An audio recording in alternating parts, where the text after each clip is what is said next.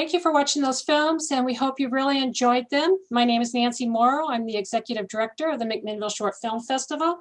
And thank you for celebrating 10 years of our festival with us. Welcome to all of our filmmakers who are here, and a special welcome to Chris, who's coming to us from England. It's midnight where he is, but he is on board with us. So this is really exciting.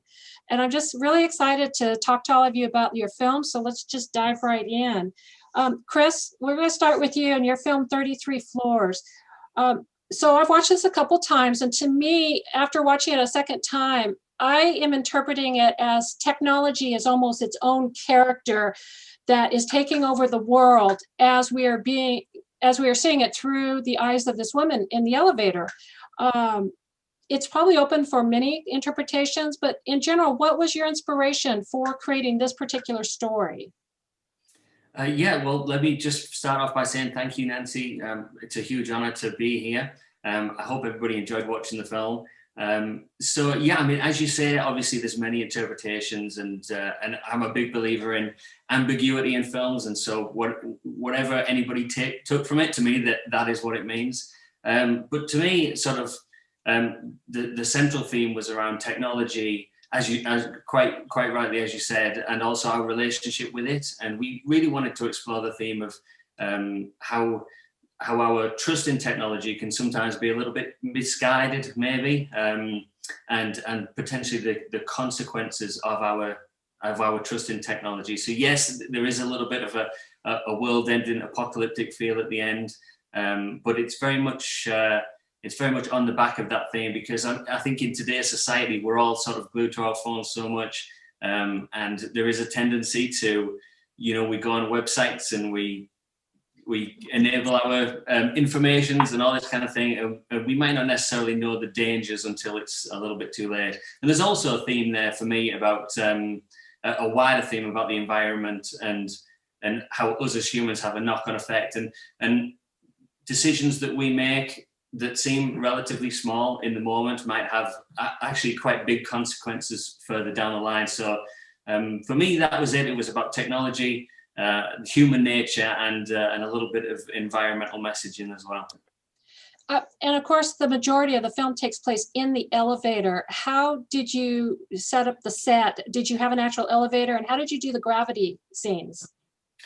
Yeah, so I mean, obviously that was the key challenge of the film, really, was the gravity side of things. And we were really, we planned very carefully how we were going to do that, because obviously it was a big part of it. And if we couldn't pull that off, then the whole concept would kind of fall flat in a way. So one of the real inspirations behind the story, aside from the theme that we wanted to tell, was we wanted to build a set. Because we'd never really had an experience of building a full set before. So it was a challenge we were very keen to take on. And we wanted to have this experience where we could build it and have full control over it, be able to remove the walls and the ceiling and all of that kind of thing.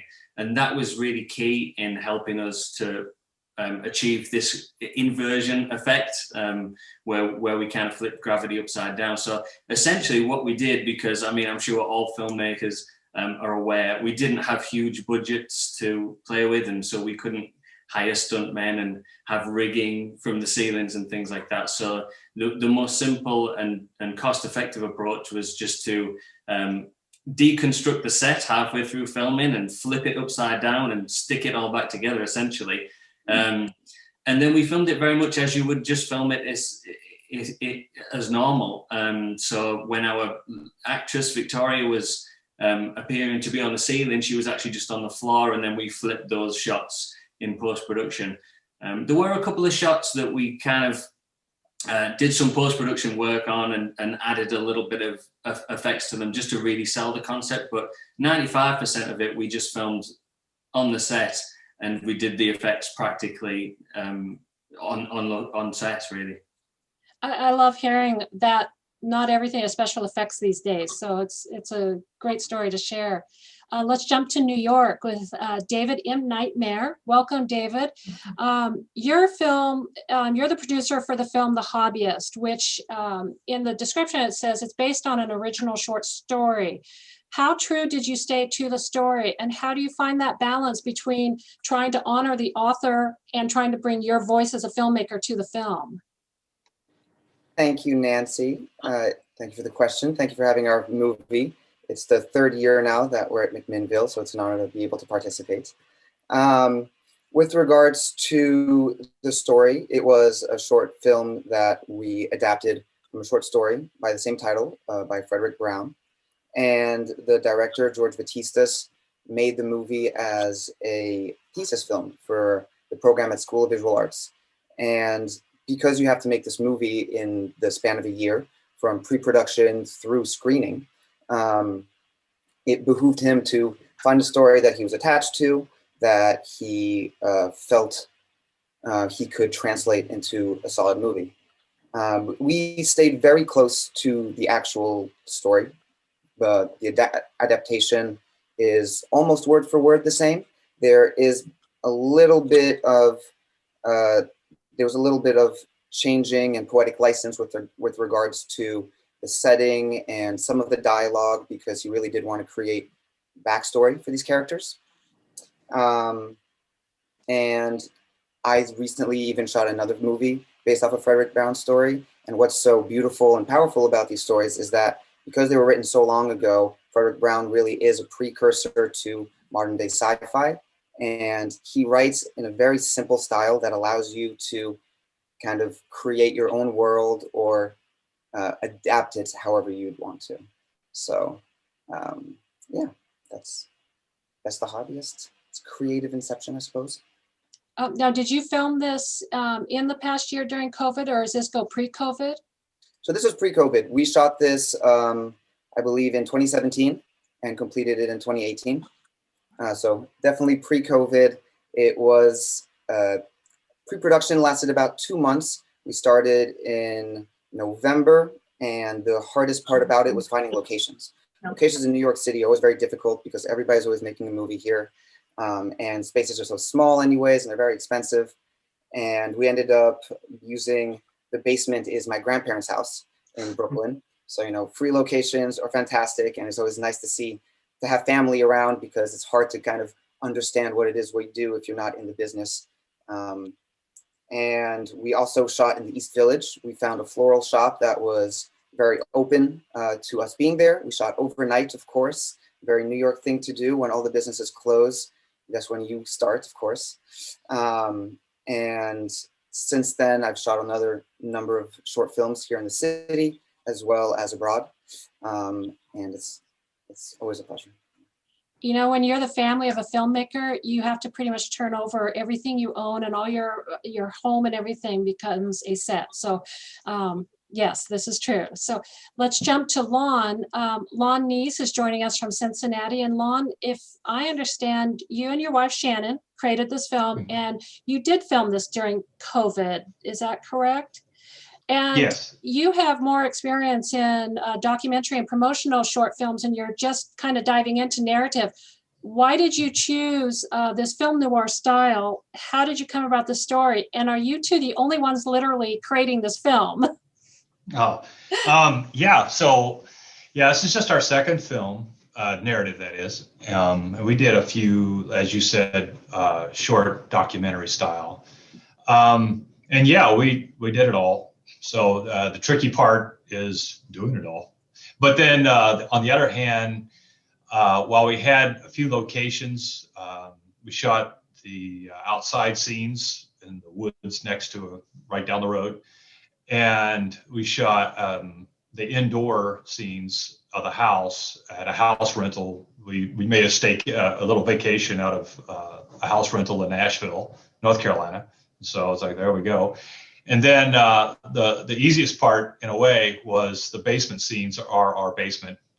So the beauty there is that, you're done with work, you go down, you set up some shots, and you're like, hey, Shannon, you ready to go shoot a shot? And you keep doing that till you get it. So, yeah, so, and we did everything from start to finish.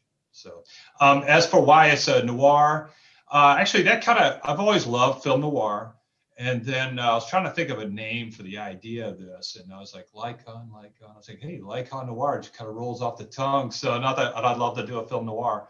So we kind of just blended the two, and it was fun I enjoy playing with light and, finding shadows and all that stuff. Yeah, so it's all for the viewer. It's kind of fun to see the black and white and the shadows. You really captured the film noir style with the shadows very well. So, and with it just being the two of you, how do you make sure you're capturing that? You do it over and over. That's pretty much it. You go back and look at what you got, and you're like, that's not it. Yeah.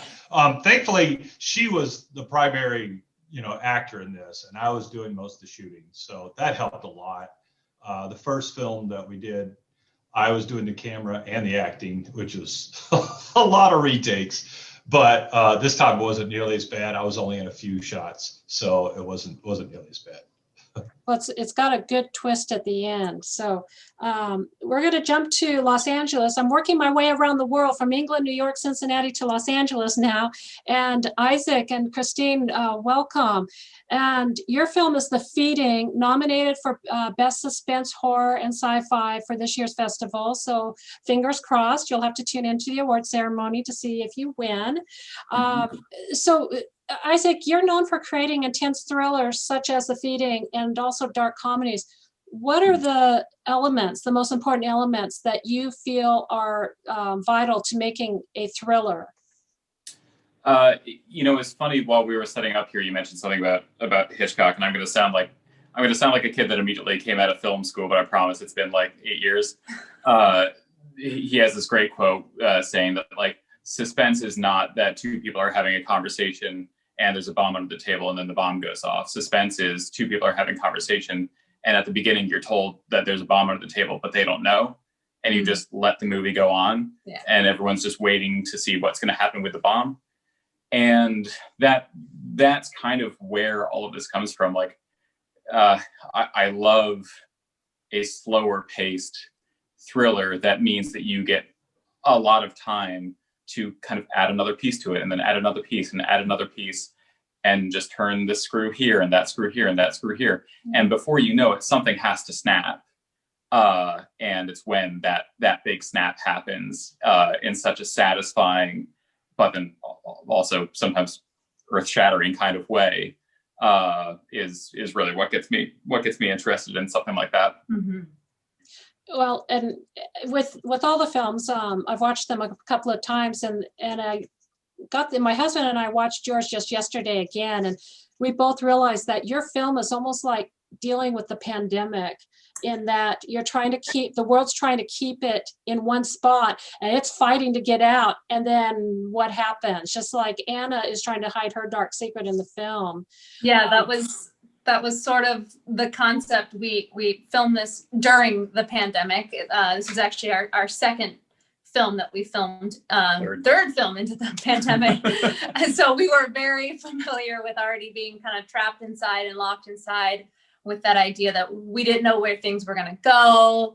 And so this was almost a story of us letting our almost kind of like worst fears play out, and like what would happen if it became almost like apocalyptic, this pandemic, this thing, and you had something, some secret inside that you could then, it was getting harder and harder to contain during this. Yeah, this idea that like there are so many things that happened before the pandemic that were so normalized about the world and the way that we work. I mean, so, most of our friends who are in Los Angeles, and we're all in film, so most of our friends are servers.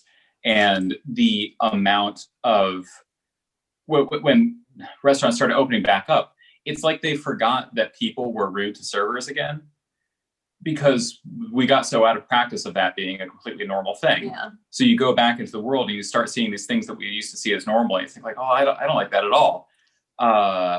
And it's this idea about having something that's very toxic that you've normalized in a world that's allowed you to normalize it. And when the world takes away your ability to make sense of something, how horrible that can be. Yeah, it's a great film, and Christine, you did a great job carrying the film. I'm realizing, Christine, you were pretty much in this on your own. Chris's actress was in it on her own, and Lon's wife Shannon was pretty much in her film on her own. So it's very interesting watching the films, these very suspenseful films, all have the actors in there on their own. Who was not on their own were Josephine and Edward, who are also coming up to us from Los Angeles. And their film, Make a Wish, was very disturbing for a different reason.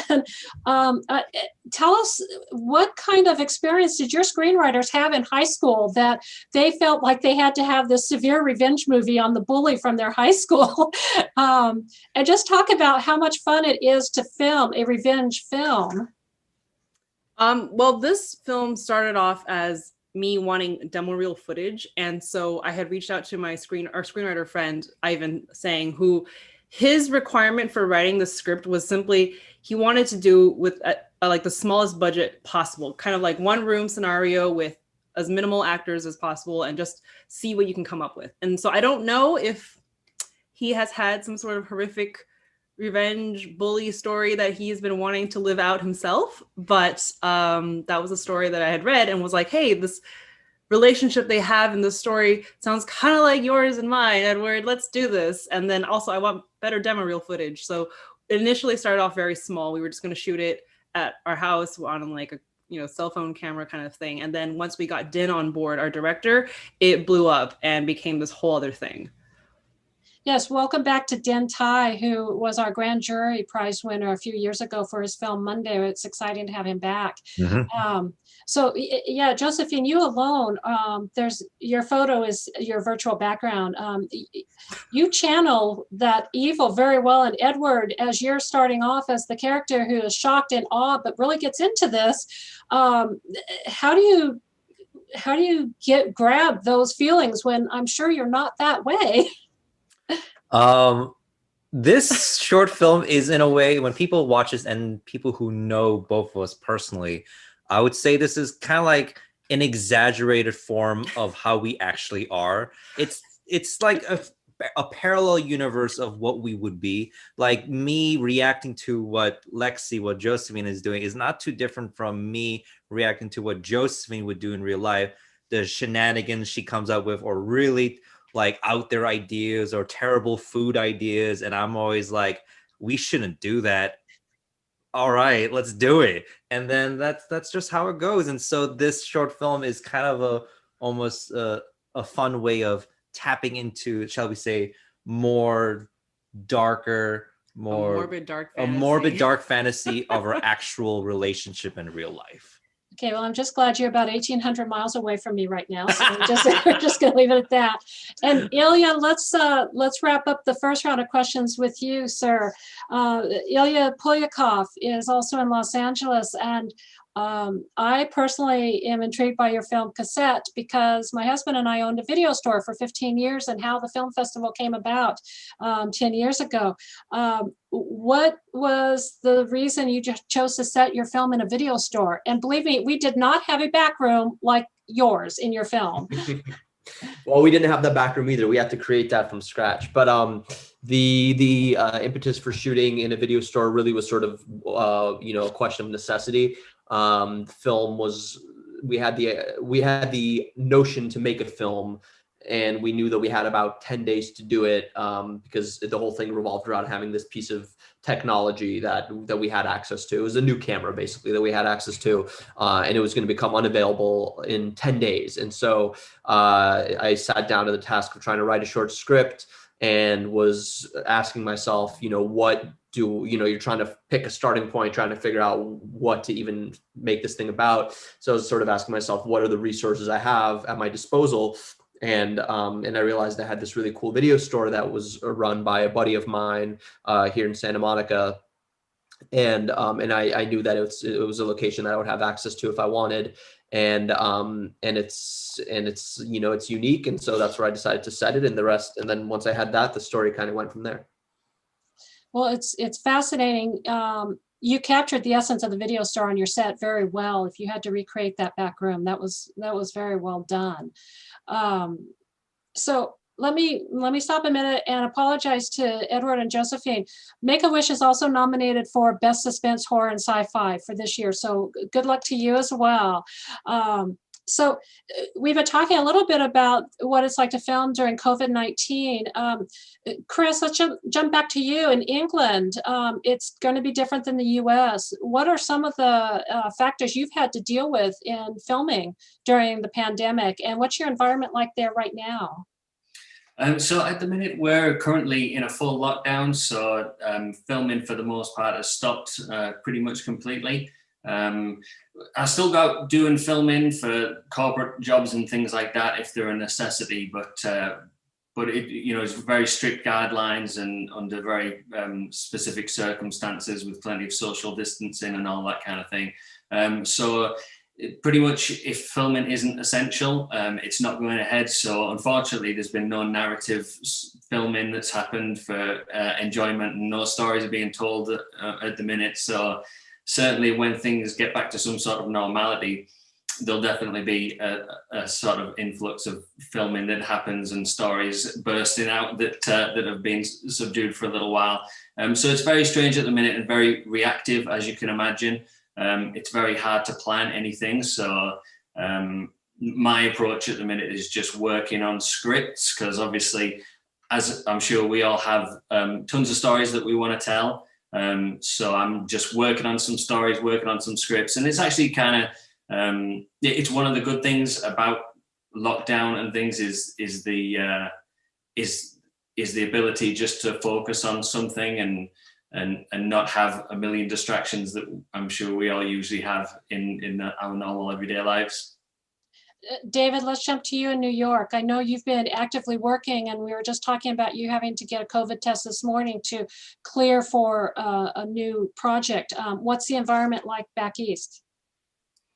At the beginning of the pandemic, in March, I remember the day that production shut down completely. I was working on an Apple TV show, and I was heading to work 5 in the morning. Going to start setting up 2-hour pre-call with 250 background actors. And while on the train, I got a call from the boss saying, they shut us down. All production has been shut down in the city. Go back home.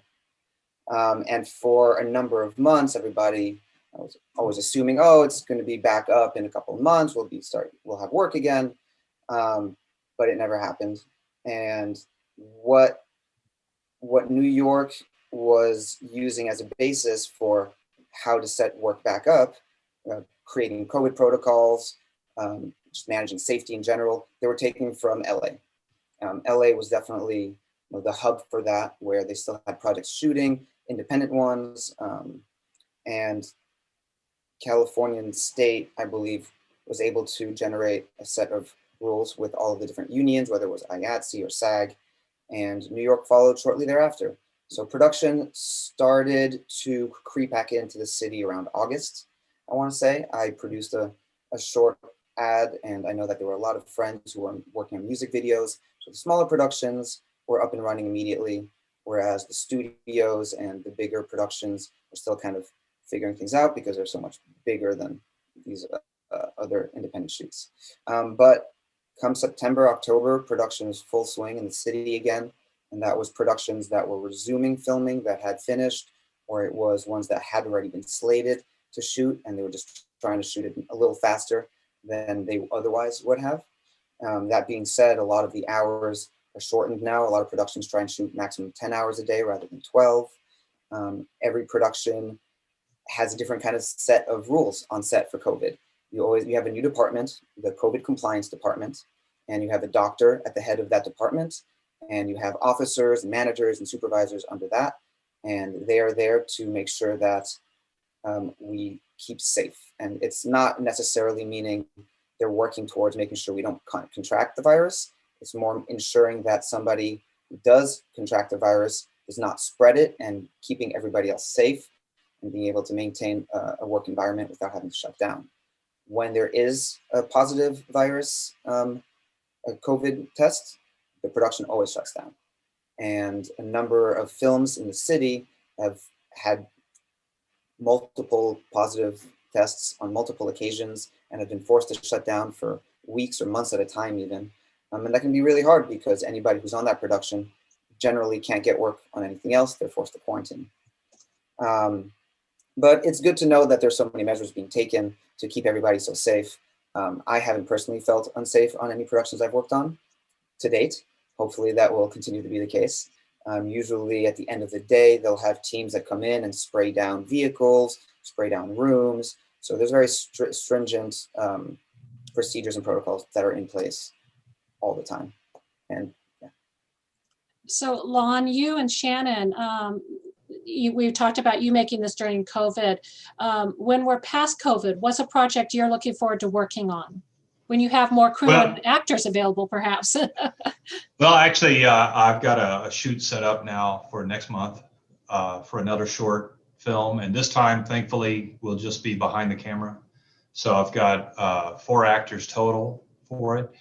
And I mean, the strategy was to try to do a single location over a couple days, never more than a couple actors needed at a time. And we're all going to get COVID tests just prior. We're still going to mask up and social distance. And for the couples, there's at least one real, I should say the characters are supposed to be a couple. We're actually using a couple. That helps, that cause. But yeah, we're moving forward. So we got one next month. And Ilya, what are you looking forward to working on? You're in Los Angeles, and as David mentioned, New York kind of took the standards from Los Angeles, but right now Southern California is in such a hot spot. So what are you looking forward to once you can just open up again? Well, we were supposed to have a shoot. I actually have COVID as we speak. We were supposed to have a shoot last week that was completely ready to go. It was going to be a big sort of scale short that we were doing in Northern California. And 1 week ago on Monday, we got tested, and everyone, the whole crew and cast got tested, and the production manager and I came back positive. So obviously we had to cancel the entire shoot and move it to a later date in the future. So I'm just excited to recover from COVID and be able to move forward with that shoot, which is happening next month. Well, I hope you recover quickly, and I'm really pleased to see that it's just mild symptoms, if anything, and maybe it just took a test. So, wow, yeah, we will stay safe.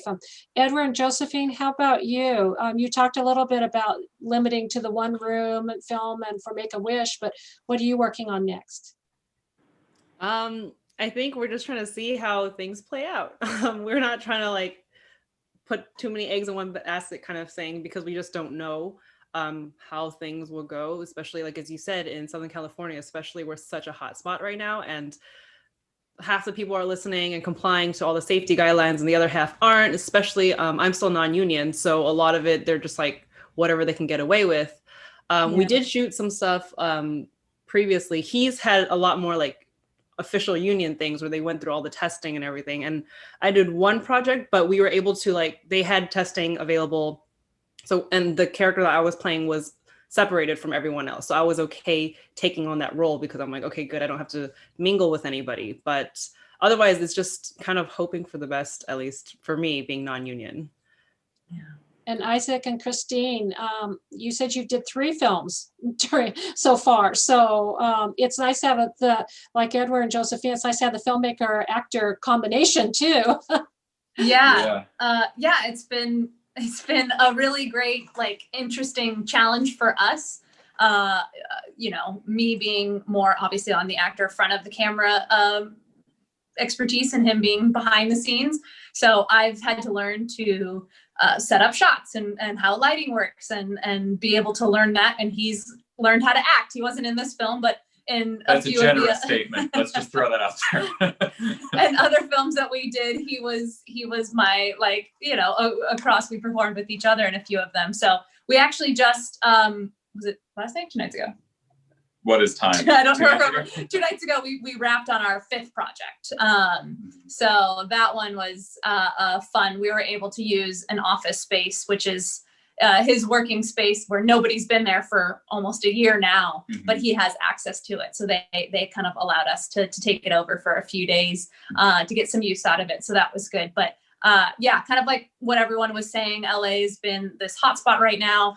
I worked a couple projects on like a little bit of a larger scale. I'm in the union, so on the union side, and it's intense. I guess thankfully it's been great that everyone, I mean, I got tested every other day on like the 3 weeks that I was working. And if, you know, the good thing is that everybody was keeping safe. The bad thing is like that communal workplace environment on set where everybody's just kind of, you know, that hustle and bustle, everyone's communicating, was completely gone.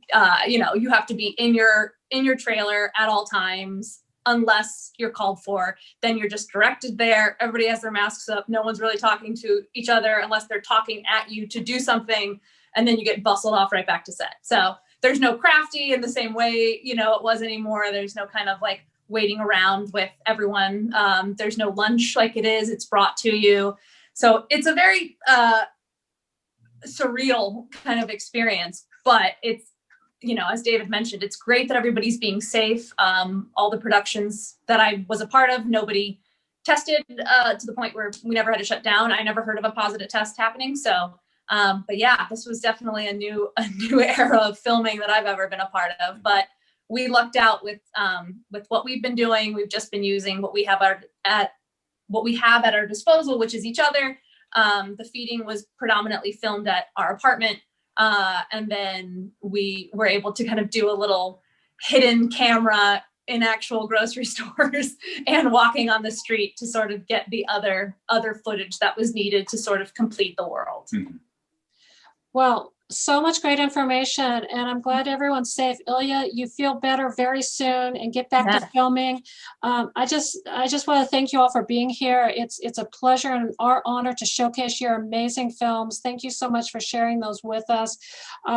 Thank you all the viewers for watching with us and celebrating our 10th year, which we had planned to do a big celebration, but here we are, virtual, year 11, 2022, back in person. I know it's going to happen. Check the schedule because we still have a couple of days left. Check the schedule, see what films you can join in, especially the second set of suspense, horror, and sci-fi. And then tune in on Sunday, the 28th at 5 p.m. Pacific time and see, will The Feeding win? Will Make-A-Wish win? What are your films that you're rooting to win? Our award ceremony will be live, hosted by our own Dr. P.K. Glaser, PhD. Thank you and enjoy the films.